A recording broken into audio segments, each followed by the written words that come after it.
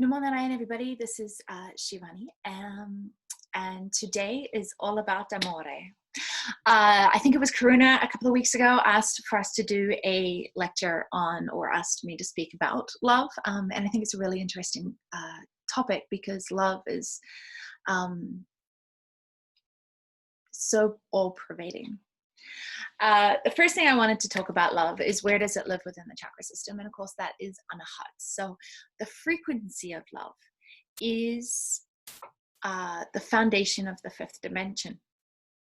Now, the fifth dimension frequency, of course, is beyond the individual. So love that is directed at one person is different, is not, is a lower, yeah, so it's a lower kind of love. Love in anahat is unconditional, all pervading. It has no expectations, right? Can you imagine a love without any expectations? You know, so many relationships we have, so many dynamics we have. It's, I will love you so long as you behave in a certain way, so long as you don't do this, so long as you do this. And that is, if you don't, then I will withdraw my love. You see it in marriages, you see it with children, you see it all over. And this is really coming from the archetype of the martyr, where love becomes a currency, right? That can be withdrawn or it can be given. And that's not love, which is something I think we all really need to wrap our heads around. There's a Sufi saying of the two different types of love. And Swami Ranjan speaks about this really beautifully. And actually next week, you'll have an opportunity to hear him say this directly, but I wanted to introduce you to the concept now so that you can mull over it for this week. And then when he speaks about it, hopefully it will add another layer for you for next week. But there are two different types of love in Sufi terms. And that is the head love, which is Ishq Mazazi. And Ishq Mazazi comes from the intellect, and it's sensual and sensorial. It's the love that we try and bring into our lives to overcome some sort of vacuum, so to overcome loneliness, to overcome our own ideas of isolation, that we love through this sensorial, sexual, sensual way, to feel loved, right? I always thought it was really interesting, this concept that a woman needs to feel loved to want to have sex, and a man has to have sex to feel loved. I don't know if this is true. And I think it's interesting that we are using this dynamic of love to feel something, which of course throws it down into Swadhisthana, which is not anahat at all. That love, Ishq Mazizi, is about personal satisfaction and how you are feeling, whether it's feeling worthy, feeling lovable. Of course, I am lovable is the affirmation for Swadhisthana, but feeling lovable and love are two very different things, and we really need not to mix them up. Yeah. Okay. So Ishq Mazazi is this love, and this love is where we fall in love. You know, Swami Ranjan always says we should not aspire to fall in love, right? Because we need to rise in love. And this brings us to Ishhakiki. And Ishhakiki is a selfless love, and is the love of anahat rather than the lovable of Swadhisthana. It is selfless. It is unconditional. It's a combination of devotion, conviction, dedication, and faith. And of course, remember, like in the foundations of Muladhara Chakra of the third dimension, we have trust and faith. And that is like the ice or the H2O that is mirrored in Anahat, which is love. You can only love that which you have faith in. And it's really important, I think, to recognize that love and faith are actually the same frequency in different relationships. For example, ice and water are both H2O. The molecules are vibrating at a different rate, and therefore as humans we interact with them differently. Yeah. So love in terms of Ishhakiki is a frequency that pervades all. It's actually the experience of Atma Bhav, of the attitude of oneness, sub ek, all one. It's love, which is the thread that creates that interconnected weaving of everything. And Ishhakiki as love is not directed at anything. It's this really interesting experience where it's not about a transaction between you and an object. There is no object in love in this way. The intellectual love, ishq mazizi, there is that mazazi, sorry, there is that object because it comes through the senses. And so it gets directed and then it becomes a transaction. Where one of the phrases that has stuck with me always is when we are in that type of dynamic of love, it's always about what can you do for me, right? We expect, that love has expectations of you, and then that type of love has needs of you, and then eventually that type of love has demands of you. So if you're in love with somebody, you start with expectations of them to behave in a certain way, and then you start with needing them to behave a certain way, and then you have demands of them to behave a certain way, or you're out. This is not love, right? Sometimes this is marriage, but it's not love. And we really need to get clear as a Western society about what that is, especially with our children. Because, there is this saying of like a mother's love is so unconditional and blah, blah, blah, blah, blah. Possibly. And I've seen many, many, many cases where this is not the reality. This is maybe the truth or the aspiration of a mother's love to be unconditional, but it is definitely not always the reality. The reality is this expectation of how you behave, and this expectation of what you're doing, and this expectation of behaving a certain way. Now this ishq hakiki, which is this other type of love, this heart love, the love of anahat rather than the love of the third dimension through Swadhisthana. It's a love that emanates out. It's got nothing to do with what comes back. It's got nothing to do with what comes back. It never changes on what comes back. It's only about what comes out. It's an emanating frequency. It's just a frequency that pervades everything. And this love, to be in the presence of this love. Now, I have been in the presence of this love, and this was what my first experience of Sri Swamiji was. I wrote about it in Remembrance, but I'll share it with you here for those who haven't read Remembrance. I was I think 26. I'd done my teacher training. I was in India. My head was shaved. I was, trying to figure out who I was and where I was and what was this thing in the world, and this ashram and all of this, all these people and this so reverent and touching the feet of this old Indian dude, palest Indian I've ever seen. I always say that because it's true. He had been inside for so long. He never got out very much, and he was incredibly pale and unadorned.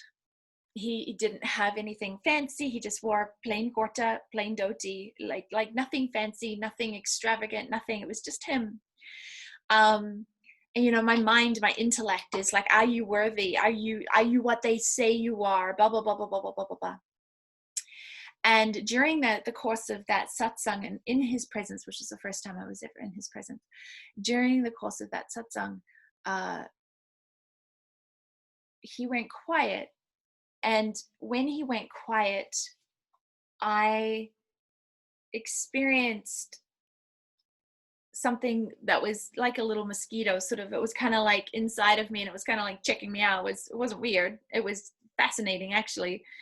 And when this mosquito butterfly thing had gone all the way down and all the way back up again, I was just flushed with this experience of absolutely, just literally unconditional love. Now, Shutomiji never said anything to me. He never looked directly at me on a physical level. We never had a personal interaction at that time.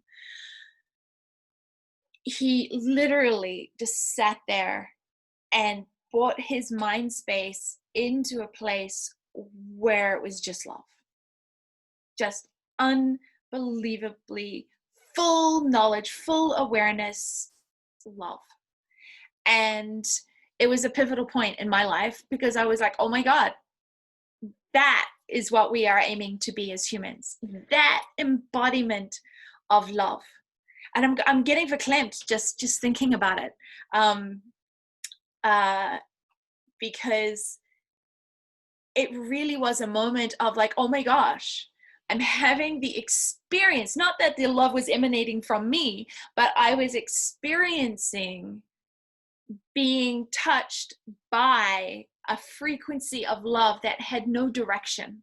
You could tell that this being in front of me was just emanating the most pure, unconditional love that I've ever experienced. And it was not directed.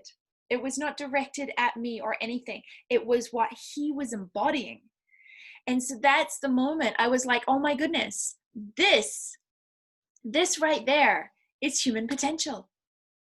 This is what we have been blessed with human bodies to try and embody, is this frequency of love, this unconditional love.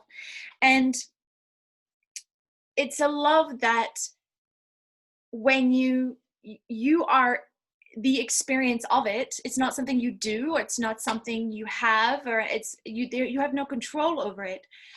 When you are in that state of consciousness, it's a state of consciousness. When you are in that state of consciousness, wherever you direct your energy, wherever you look, maybe somebody you may know, maybe somebody you don't know, you can look all the way across the field, all the way across. It could be an animal, a bird, a tree. It could be, it doesn't even have to be human, but wherever you direct your mind, you experience that person and meet it with unconditional love.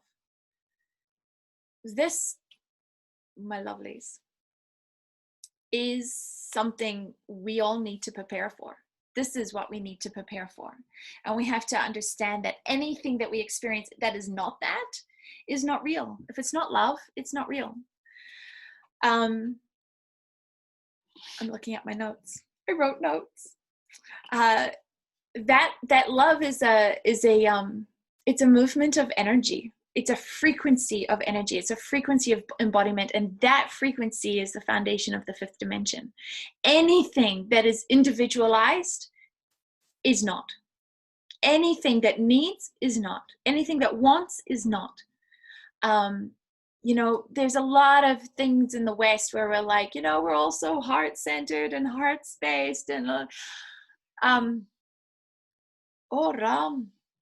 I think there's a lot of sunshine being misdirected, a lot of smoke and mirrors to what the actual experience is. And I understand that if you haven't had the experience of something, it's very hard to understand it. I mean, it's like, it's like trying to explain an orgasm to a virgin. You have to experience these things. But this is where faith comes in, is that we're having faith in the experience, and understanding that the people that we're associating with, the satsang and the sangha, have had these experiences. And if we calibrate to the people that have had these experiences, then we're starting to open ourselves up to the experiences, which is the transmission, which is the lineage, right? And so I can tell you that once you've had the experience of Atma Bhav, or you've had the experience of the embodiment of love, or being in the presence of the embodiment of love, the mind does not matter. The mind can doubt, and the mind can create stories, and the mind can, but once you've experienced it, there's no convincing. You don't need to be convinced of anything, because it's more real than anything you've ever interacted with before. And so we may not be fully able to understand it, but that's okay, because we're not talking about understanding, we're not talking about knowledge, we're talking about experience. And the trust that these practices, that these teachings, that the path of yoga will bring you to these experiences. And this is absolutely 100% my experience. Is the more I have learned to surrender, the more I have learned to witness, the more I have learned to let go, the more I have learned to trust, the more I have learned to all of these things, which is definitely not my first nature. The more I have had glimpses of different experiences, of different states of consciousness, that I do believe are our beloved Swami's foundational 24 hours a day states of consciousness. And the thought of that just blows my mind, which is a good thing, because my mind needs to be blown. All right. So we want to rise in love. We don't want to fall in love. Okay. When we rise in love, the experience is uplifting. It's inspiring. It's something that doesn't wane, right? Our experience of love, where it's sensorial and sensual, where it comes through the senses and it comes to an object, it has a crest and then it has a decline. It always goes in this wave of ups and downs, and that's not love, right? That's a version of love that can prepare us for what love is, but it's not actually love. It's attachment getting wrapped up in love and not being able to discern the difference, right? Okay.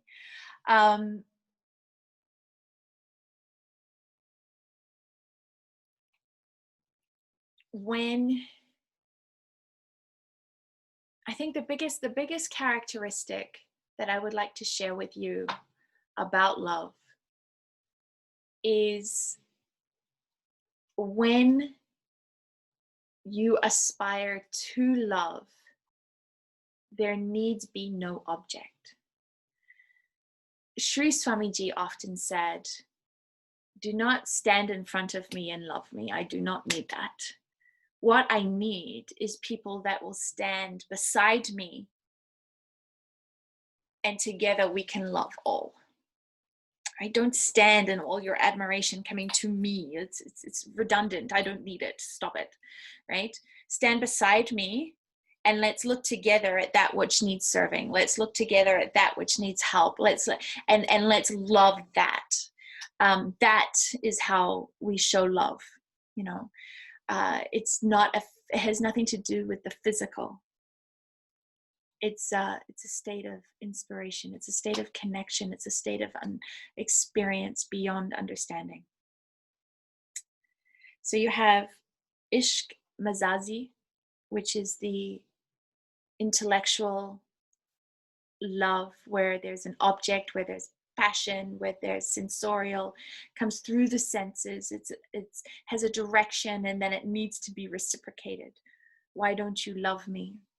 You know, I have loved you. Why don't you love me? I do this for you. Why don't you behave in the way that makes me feel loved? This is not love. This is a martyrdom and attachment, and it's gross, and it needs to stop. It's natural, okay? You know, we all experience it to some degree, and when you know better, you do better. So we have to learn to love unconditionally, which means we have to learn to sit in the embodiment of love.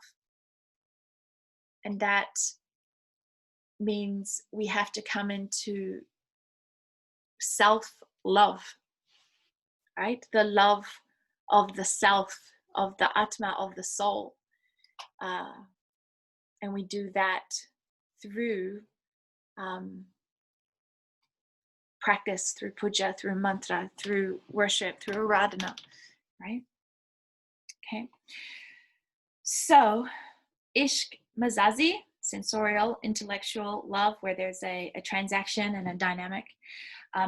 Ishhakiki, which is unconditional. It's an embodiment. It emanates out. It has no desire or no need for anything to come back. It's a cup overflowing. It's not directed at anyone or anywhere or for any reason. It is an embodiment of what you embody. Has got nothing to do with anybody else. It literally is just who you are, is an embodiment of love. And all who comes into your presence experience being unbelievably loved, but it's not from you, it's through you. And so I hope that this helps. Have a look at your relationships, look at your dynamics, look at your experiences, your expectations. Look at our children, attachment. We're very attached to our relationships. We're very attached to our children. Our children, if you have not read Khalil Gibran's The Prophet, I do implore you to do so. Our children are not our children, but love's longing for tomorrow, or it's something like that. They come through us, not from us. We have to really untangle our attachment for them and calling it love for them. We need to let them be who they are going to be and support them in that, not who we want them to be. We need to look at how we felt or did not feel loved as children and see whether or not we are projecting that onto our children. It's a lot of work. It's the big work. And that's why being a parent is a high sadhana. When you parent from this place of unconditional love. Unconditional love is not fluffy. It is not easy, because we're so entrenched in our society with attachment that we don't necessarily understand what the difference is. We think we're loving something,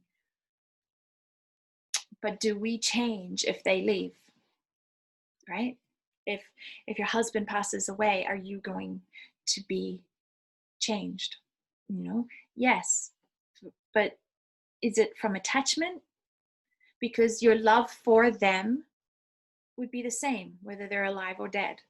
If it's in their most high as a soul's development to not be in body, then your wish should be that they pass with ease and with love. It should not be that they stay, right? It's like there's this attachment in the human psyche that we enter into, and we think that by grieving somebody, which grief is a beautiful and a natural state and process to move through, but we get it confused with love, right? There's a beautiful man called Martin Bretel who has a YouTube video called Grief and Praise. It's absolutely magic. It's absolutely stunning. It's beautiful truths. And the Coles notes is you have to praise the dead to truly love, and you have to grieve the living to truly love, and you have to love the dead to truly grieve. We need to learn to come into love for something, whether it's here or not, and to understand that our desire for something to be here is actually attachment, not love. Paramjyoti, when we wrote our wedding vows, which was very hard for somebody who was as codependent as I was, when we wrote our wedding vows, he actually suggested that we put in the phrase, "I set you free," into our wedding vows. I love you and I set you free. And that is the foundation of what our marriage has been built upon. Of I don't need you. I want you. I love you. I love our life together.